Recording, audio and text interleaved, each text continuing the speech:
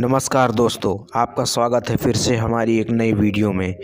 दोस्तों, आज हम जानेंगे कि बुद्धिमान किसे कहते हैं और बुद्धिमान और इंटेलिजेंट कैसे बने, गौतम बुद्ध के जीवन की सच्ची घटना से। दोस्तों, अगर आप इस वीडियो को अंत तक देखते हैं तो पता चल जाएगा कि बुद्धिमान किसे कहते हैं और बुद्धिमान कैसे बना जाता है। तो बिना समय को वेस्ट किए चलिए शुरू करते हैं।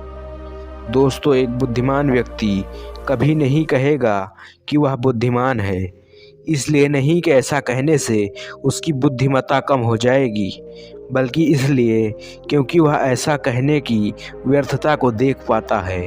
दोस्तों, गौतम बुद्ध के जीवन से जुड़ी हुई एक छोटी सी कहानी है जो आपको बताएगी कि वास्तव में बुद्धिमान कौन है। एक नगर में एक लड़का रहता था।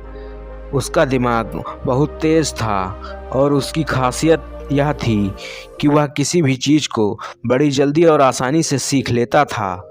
जहां अन्य लोगों को किसी काम को सीखने में महीने या वर्ष लगते थे, वहीं पर इस लड़के को उसी काम को सीखने में कुछ दिन लगते थे।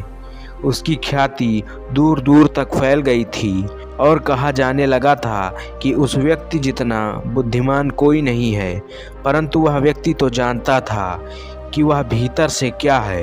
हर व्यक्ति जानता है कि वह भीतर से क्या है, चाहे वो बाहर से कुछ भी दिखाए। वह व्यक्ति भी भीतर से तो परेशान था, परंतु वह अपने अहंकार से अपने परेशानियों को ढकना चाहता था।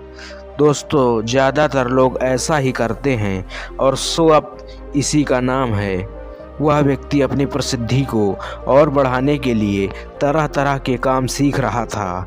वह चित्रकारी करना जानता था, वह मूर्ति बना सकता था, वह गीत गा सकता था और वो दुनिया जहान का हर वो काम सीख चुका था जो उसने अब तक देखे हुए थे। इसलिए उसे अपनी बुद्धिमत्ता पर अहंकार था, क्योंकि कोई भी साधारण आदमी एक काम कर सकता है या दो काम कर सकता है या ज़्यादा से ज़्यादा 3 काम कर सकता है, परंतु वह तो सैकड़ों काम को कर सकता था और बहुत अच्छे से कर सकता था। इसलिए उसे अपनी बुद्धिमत्ता पर अहंकार था। वह इस बात को अंदर ही अंदर मान चुका था कि उसके जितना बुद्धिमान इस दुनिया में कोई भी नहीं है। फिर एक दिन उसका सामना गौतम बुद्ध से होता है। उसे पहली बार ऐसा व्यक्ति दिखता है जिससे उसे ईर्ष्या होती है। अब तक उसने ऐसे लोग देखे हुए थे जो उससे ईर्ष्या करते थे, और जहाँ ईर्ष्या होती है वहाँ तुलना का होना निश्चित है। वह व्यक्ति अपनी तुलना गौतम बुद्ध के साथ करना शुरू कर देता है। वह देखता है कि बुद्ध के पास तो एक भिक्षा का कटोरा है, लेकिन उसके पास धन की कोई भी कमी नहीं है। बुद्ध के वस्त्र तो साधारण से थे, परंतु उसके वस्त्र बहुत कीमती हैं। बुद्ध तो ज़मीन पर नंगे पैर चलते हैं, परंतु वह नंगे पैर नहीं चलता। इसी तरह से वह आदमी सैकड़ों चीज़ों की तुलना गौतम बुद्ध के साथ करने लगता है, परंतु हर तुलना के बाद भी वह पाता है कि उसकी ईर्ष्या बुद्ध के प्रति 1% कम नहीं होती। वह व्यक्ति मन ही मन सोचता है कि मैं इस भिक्षु से अपनी तुलना क्यों कर रहा हूँ, जबकि मेरा जीवन इससे 100 गुना बेहतर है। लोग भी बुद्ध का सम्मान कर रहे हैं, आखिर इसके भीतर ऐसा क्या है जो मुझ में नहीं है और जिसके कारण मेरे भीतर इसके प्रति ईर्ष्या है। बहुत देर तक अपने मन में उलझने के बाद वह व्यक्ति तय करता है कि वह बुद्ध के पास जाएगा और उनसे पूछेगा कि उनकी उपलब्धि क्या है।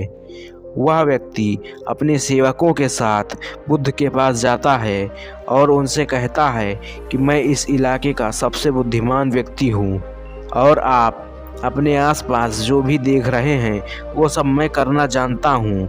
किसी भी कार्य को सीखने में मुझे बहुत ही कम समय लगता है।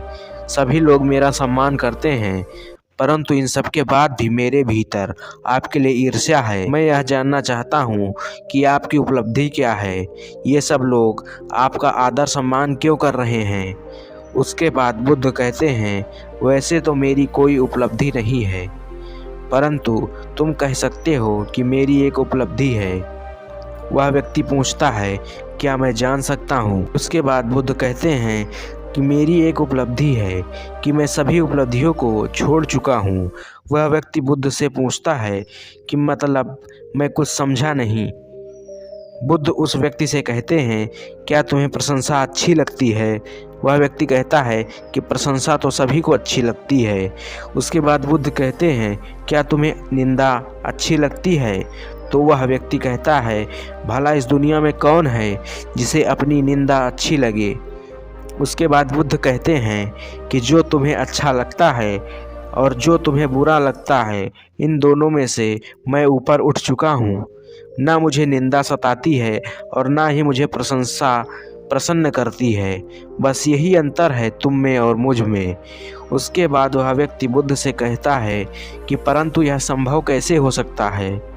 बुद्ध मुस्कुराते हैं और उस व्यक्ति से कहते हैं, तुमने सैकड़ों काम सीख लिए, लेकिन सबसे ज़रूरी काम तो सीखना भूल गए। वह व्यक्ति बुद्ध से पूछता है कि कौन सा काम बुद्ध? बुद्ध कहते हैं कि अपने मन को नियंत्रण करना। क्या तुम्हें समझ आता है? बुद्ध की वह बात सुनकर वह व्यक्ति समझ जाता है कि ईर्ष्या का यही कारण था। उसके बाद बुद्ध कहते हैं कि जिस व्यक्ति ने सारा जगत जीत लिया लेकिन अपने मन को नहीं जीता, उसने कुछ भी नहीं जीता। और जिसने अपने मन को जीता परंतु अपना सब कुछ गंवा दिया, फिर भी उसने सब कुछ जीत लिया। गौतम बुद्ध के इन शब्दों को सुनकर उस व्यक्ति का अहंकार टूट जाता है और वह व्यक्ति बुद्ध से कहता है कि क्या आप मुझे अपने मन को जीतना सिखा सकते हैं? बुद्ध कहते हैं कि अवश्य सिखाएंगे, परंतु तुम्हारी सभी उपलब्धियां छीन लूँगा। फिर उसके बाद वह व्यक्ति बुद्ध से कहता है कि मैं तैयार हूँ। उस दिन से वह व्यक्ति ध्यान करना शुरू कर देता है, क्योंकि ध्यान ही वह तरीका है जिससे आप अपने मन को अपने वश में कर सकते हैं। दोस्तों, अगर आप ध्यान क्या है और ध्यान कैसे करें उसके बारे में जानना चाहते हैं तो आप नीचे दिए गए कमेंट में बताइए, उसके लिए एक वीडियो लेकर ज़रूर आएंगे। दोस्तों, आज हमने यह सीखा कि बुद्धिमान कैसे बने और बुद्धिमान किसे कहते हैं। वास्तव में बुद्धिमान वह व्यक्ति नहीं जो अपने मन का शासक है, वो नहीं जो अपने मन का गुलाम है। अगर आपको हमारे द्वारा दी गई इस वीडियो से ज़रा भी सीखने को मिला है और आपके लिए उपयोगी साबित हुआ है तो इसे अपने दोस्तों के साथ ज़रूर शेयर कीजिएगा।